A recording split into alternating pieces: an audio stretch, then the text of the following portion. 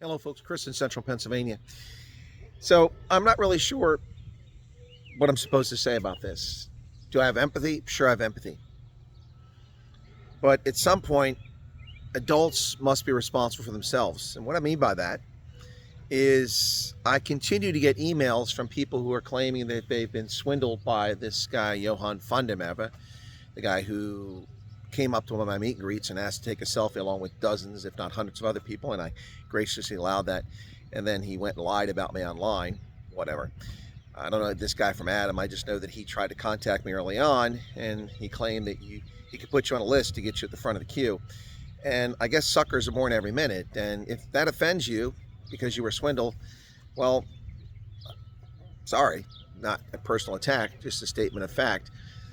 Here we are now, February 7th, March, April, May, June, over 4 months since President Trump announced his refugee program. It's always been perfectly clear. Google is your friend. It's not rocket science to search for the U.S. Embassy website and find information. I do not understand why South Africans turn to shysters in South Africa and Facebook for their answers to the questions. I have people who are just discovering my channel 4 months later, probably because of YouTube's shadow banning, preventing people from finding the content. But just now finding my content, and they're sending me heart-wrenching emails and pleading with me to help them. I can't help you. If you have been defrauded by somebody, you must go file a case against them. I'm not in South Africa. And telling the United States government about it isn't going to resolve the case. They have no jurisdiction over fraud in South Africa by South Africans on South Africans. Only if you've affected an American would they have any interest in it. An American. So look, while I have empathy, folks, I really can't help you other than tell you that the facts.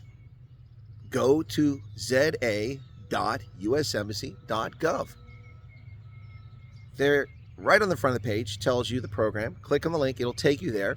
It'll explain who qualifies as South African nationals. You have to be a citizen, so please don't ask me if I'm a Zambian, can I go? Now, if you're married to someone who qualifies under the program, then you can go, even if you're a national from another country. But if you're a Taiwanese living in South Africa and you want to get out of South Africa and go to America, it ain't going to work. You have to be a South African citizen. You must be of Afrikaner ethnicity or a member of a racial minority, which obviously would include coloreds and Indians in South Africa, and possibly even some black South Africans. So the other thing is you have to articulate a past case of unjust racial discrimination or a legitimate fear of the future case of discrimination. That's easy to say. It's not difficult. I mean, it's everywhere for people to see. It's self-evident. So that's what you need to do.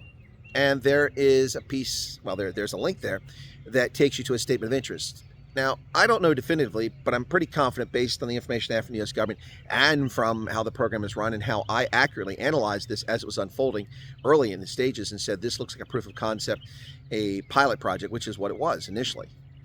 From February 10th, when the email was made available, until May 12th, you could send an email to a PRM email address, Population, Resettlement, and Migration. And that would show your interest to get into the program. That program was a pilot program that ended when the program was officially launched on May 12th, 2025. When the program was launched on May 12th, 2025, since that date, there's a statement of interest. Now, I fully expect, and you should go fill out a statement of interest if you're remotely interested in coming to America under the Refugee Resettlement Program. If you haven't done that, if you got put on some list by this Johan Fundemeva guy or whoever this guy is, or you paid someone 1,300 Rand to get put on a list, you've been swindled. You've been swindled by somebody, whoever did that to you. And you're not on any list. And if you're sending emails to that email address, no one's answering those emails. That program isn't running anymore. It was a proof of concept. It's done. Those 59 people came to America. You must fill out a statement of interest. Please go fill out a statement of interest. I don't know how many times I have to say this on live broadcasts and preparing videos. And then I get attacked by people when I take my time. You know, life is short. I'm spending my time trying to inform you. I get nothing from this other than helping people. And I don't encourage anybody to come to America. I don't discourage anybody. But unlike the fake media in South Africa and here in the United States, I give you the facts and the truth and legitimate analysis. And I've been pretty accurate in my predictions. So my recommendation to you folks is if you've been swindled by somebody, file a case.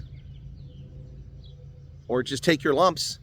If you haven't filled out a statement of interest on the U.S. Embassy website since the 12th of May, you are not in a program. You are not going to be contacted. You can sit there and wait until the rapture when Christ returns to earth.